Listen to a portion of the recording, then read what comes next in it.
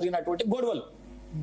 Sir ఒక్క విషయం sir, ఇప్పుడు అసలు యాక్చువల్లీ మొట్టమొదటిసారి మీరు ఒక ఈ చర్చను కనుక ఇప్పుడు ఇటీవల జరిగిన ఈ వివాదాన్ని కనుక మనం పరిశీలిస్తే ఒక అంశం ఏంటంటే, ఒక బీసీ గొంతు నొక్కడానికి ఇంకో బీసీ ముందుకు ఎగిరెగిరి పడుతున్నారు సార్. రెడ్లు ఎవరు అడగట్లేదు, కొండా సురేఖను డిస్మిస్ చేయి, రిమూవ్ చేయి, తలకాయ నరకు అని అనట్లేదు, బీసీలను ఎగేస్తున్నారు. అసలు ఫస్ట్ సారి కాంగ్రెస్ లో బీసీలు కొద్దిగా ఒక స్థాయికి వచ్చి ఒక మాట మాట్లాడే స్థాయికి వస్తే వీళ్ళు మరి సపరేట్ సైలెంట్ గా ఉండొచ్చు కదా. వీళ్ళు బీసీలను దేకటోళ్ళ అన్న మీరు మాట్లాడతారు, మీరు మీరు కూడా బీసీలు మాట్లాడుతున్నారు. సిరనా బండి సంజయ్ బీసీ కదా, కిషన్ రెడ్డి వచ్చినప్పటికే ముగ్గురు అది మాట్లాడండి. ముగ్గురు ప్యానలిస్టులు కూడా బీసీలో పిలిచాం, ముగ్గురు ప్యానలిస్టు బీసీలో పిలిచాం. అందుకోసమే సార్ వీళ్ళు మాట్లాడనియారు సార్, వీళ్ళు ఇదే ప్రాబ్లం. ఇప్పుడు చెప్పేది వినండి దయచేసి. నేను అనేది ఏంటంటే, కొద్దిగా చూసి చూడనట్టన్నా ఉండాలా. మీలో ఒక వాయిస్ వచ్చింది నాడు కాంగ్రెస్ లో. ఎప్పుడు బీసీలకు ఇంత ప్రాధాన్యత లేదు. ఎస్సీలు మాట్లాడినారు, ఎస్సీలు వాళ్ళకి కావాల్సింది సాధించుకున్నారు కాంగ్రెస్ లో, గానీ బీసీలకు ఒక వాయిస్ లేకుండా పోయింది. కాబట్టి బీసీలకు మొట్టమొదటిసారిగా ఒక వ్యవహారం వస్తే అది భరించలేకుండా ఉన్నారు రెడ్లు. అందుకోసమనే కස්සన నరకాలి. ఇప్పుడు కొండా సురేఖ నరకంగానే ఇక మీ పార్టీలో క్రమశిక్షణ వెల్లువిరుస్తదిగా, మొత్తం కంప్లీట్ గా ఇక మీరు క్రమశిక్షణ సంఘానికి మీరు మొత్తం ఎపిటమైజ్ చేసినట్టుగా అవుతుంది. ఇది చాలా పొరపాటు మిత్రమా, నువ్వు ఎట్లా మాట్లాడుతున్నావు గానీ ఇది చాలా ఘోరం. వచ్చిందల్లా గొడవ ఇక్కడ ఏంది, ముఖ్యమంత్రి కుటుంబ సభ్యులకు తర్వాత మంత్రులకు జరుగుతున్న వ్యవహారం. అప్పుడు ఎక్సైజ్ శాఖ మంత్రి జూపల్లి కృష్ణారావు నోరు పోయించినారు, ఏది కొత్త బీర్ బ్రాండులు వ్యవహారాలు చేసినప్పుడు తిరుపతి రెడ్డి గారు ఇంటర్ఫియర్ అయ్యి నోరు మొయ్యి నువ్వు సపరేట్గా ఉండోటే ఆయన నాకు ఏం తెలియదు అని అన్న వ్యక్తి మళ్ళా సైలెంట్ గా అయిపోయినాడు. ఇప్పుడు కొండా సురేఖ మీద పడ్డాడు. ఆ తర్వాత క్రమక్రమంగా ఒక్కొక్క మంత్రి మీరు అందరూ రేవంత్ రెడ్డి కుటుంబానికి దాసోహం చేస్తే మీకు రాజకీయంగా భవిష్యత్తు ఉంటది, లేకపోతే లేదు. ఇది వాస్తవము. మీరు అసలు ఎంతసేపు మీ బీసీ నాయకులు ఒకటి ఆలోచించాలి, ఎందుకు సుస్మిత మాట్లాడిన మాటల్లో వాస్తవం ఉందా లేదా అనే పరిశీలన ఎందుకు చేయరు? మీలో ఎందుకు విచక్షణ చచ్చిపోతుంది? మీరు అదే ఆలోచించండి. ఎంతసేపు పార్టీ క్రమశిక్షణ, నిన్ను రేపు పిసిసి అధ్యక్షుడు చేస్తాడా, నీకు మంత్రివర్గం ఇస్తాడా, లేదా ఇంకేదైనా ఇస్తారా? ఎంతమంది బీసీలు యువకులు చదువుకున్న వాళ్ళు ఉన్నారు. ఇచ్చిన ప్రతి పోస్టు ఉన్నత వర్గాలు వాళ్ళకి ఇచ్చినప్పుడు మీరు ఎందుకు మాట్లాడలేదయ్యా? రిటైర్డ్ వాళ్ళకి ఇవ్వద్దు అని మీ పిసిసి అధ్యక్షుడు మొత్తుకొని ఇచ్చేసినాడా? అందరూ రిటైర్డ్ వాళ్ళని తీసుకువచ్చి పెడుతున్నాడు. మీరెందుకో మాట్లాడారు ఇంటర్నల్ గా?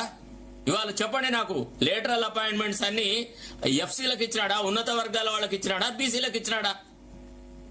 ఒట్టిగా అదే ఏంటంటే చిన్నారెడ్డి వచ్చి పెట్టి మిమ్మల్ని ఏదో చిన్నారెడ్డి మీద కూడా సమంగా ట్రీట్ చేస్తున్నాం, చిన్నారెడ్డి మీద సమంగా ట్రీట్ చేస్తున్నాం అంటున్నారు. చిన్నారెడ్డికి డిప్యూటీ చైర్మన్ ప్లానింగ్ కమిషన్ ఇచ్చినారు.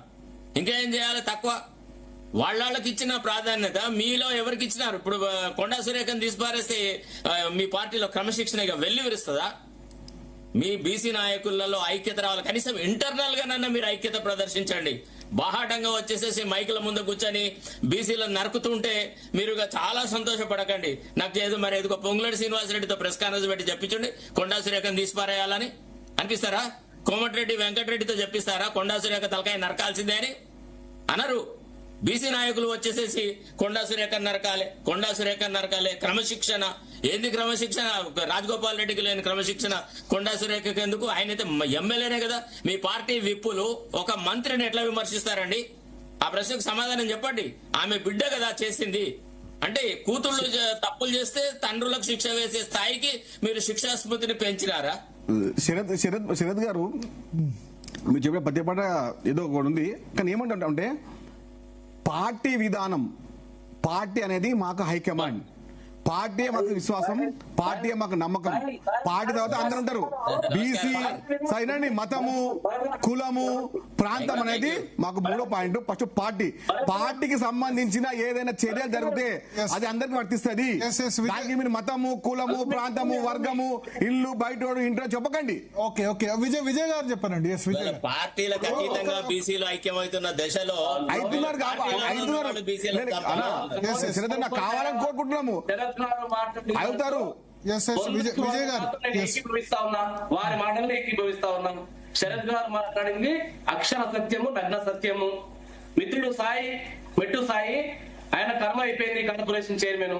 ఇప్పుడు ఎగిరెగిరి అరే అంత సీన్ లేదు విజయ్ భాయ్ హైదరాబాద్ కా నేత హూ, ఆశ ఉంది, తప్పేం కాదు. అంత సీన్ లేదు. ఎవరు నాకేం సంబంధం నీకు, నీకేం చూసుకోని పార్టీలా, నీకేం ఉందా చూసుకొని పార్టీలా మెంబర్ కాలేదు ఇంకా వాళ్ళ నాకు చెప్పకు, నువ్వు చూసుకో. అసలు మెట్టు సాయి కుమార్ కాంగ్రెస్ పార్టీ కార్యకర్త, ఇప్పుడు ఎప్పుడు చచ్చిపోయేంత వరకు నువ్వు ఉంటావా ఆ పార్టీలో? ఉంటావా? చెప్పనండి మీరు ఆ పార్టీలో ఉంటారా? మీ పార్టీలో ఉంటారు కదా మీరు. ఏమంటారు అంటే విజయ్ గారు కాంగ్రెస్ పార్టీ పదవి లేకుండా కాంగ్రెస్ పార్టీలో ఉంటా. ఓకే ఒక నిమిషం. ఎస్ విజయ్ గారు చెప్పండి. ఎస్ మీరు పర్సనల్ గా మాట్లాడితే మళ్ళీ రియాక్ట్ అవుతారు, అట్లా కాకుండా మీరు సబ్జెక్ట్ మీద మాట్లాడండి. ఎస్ నేను సబ్జెక్ట్ మాట్లాడుతున్నాను, నేనేం తప్పు అంటే మీరు సాయి మీద మాట్లాడినప్పుడు ఆయన రియాక్ట్ అవుతాడు కదా, అట్లా అంటున్నాను. ఎందుకు వ్యతిరేకిస్తున్నావా బాబు విజయ్?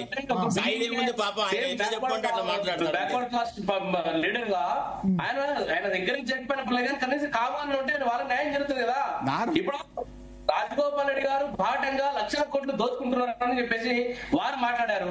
మరి వారు మాట్లాడితే వారి సోదరునికి షోకాజ్ నోటీస్ ఇవ్వలేదు. ఆయన ఎమ్మెల్యే ఉన్నాడు, ఆయన లేదండి. ఒక్క నిమిషం విజయ్, నేను ఒక ప్రశ్న అడుగుతాను. నాకు తెలిసైతే ఒక్క నిమిషం క్లారిటీ ఇవ్వాలి.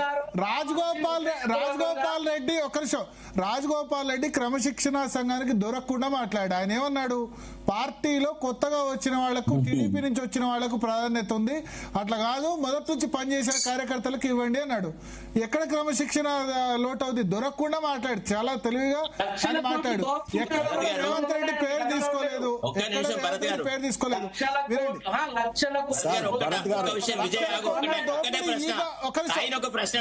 లక్షల కోట్ల దోపిడీ ఈ గవర్నమెంట్, లక్షల కోట్ల దోపిడీ ఈ గవర్నమెంట్ చేస్తున్నారు.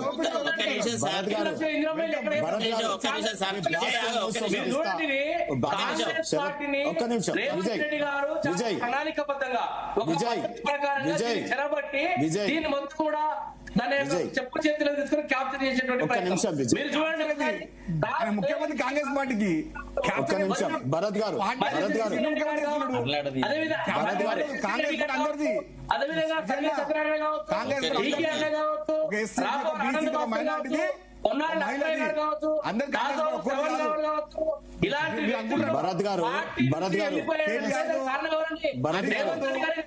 అంటే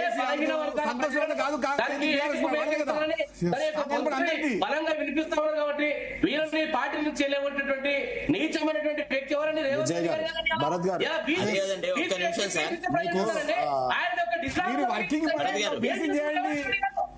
బీఆర్ఎస్ పార్టీ నాయకులారా, బీసీలు వర్కింగ్ ప్రెసిడెంట్ కి, పార్టీ అధ్యక్షునికి మీ ఎంపీ నాయకులు పనికిరారా? ఎస్సీలు పనికిరారా? ముస్లింలు పనికిరారా? మహిళలు పనికిరారా అని చెప్పండి.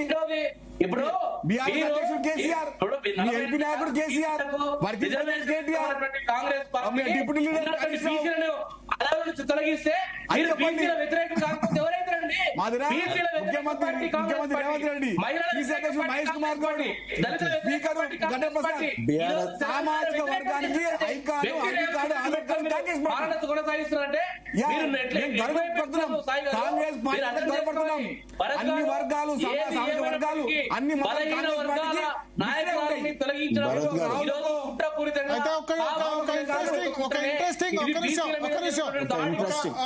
ఇంట్రెస్టింగ్ డెవలప్మెంట్ విజయ్ గారు. సారీ ఒక్క నిమిషం. అక్కడ మహబూబాద్ లో స్మార్ట్ రేషన్ కార్డుల పంపిణీ కార్యక్రమంలో మీరు చూడండి, ఆ మంత్రివర్గం నుంచి తొలగించలేదు కానీ కొండా సురేఖ ఫోటో అయితే తీసేశారు. అడ్డగూడూరులో, మహబూబాద్ జిల్లా గూడూరు మండల కేంద్రం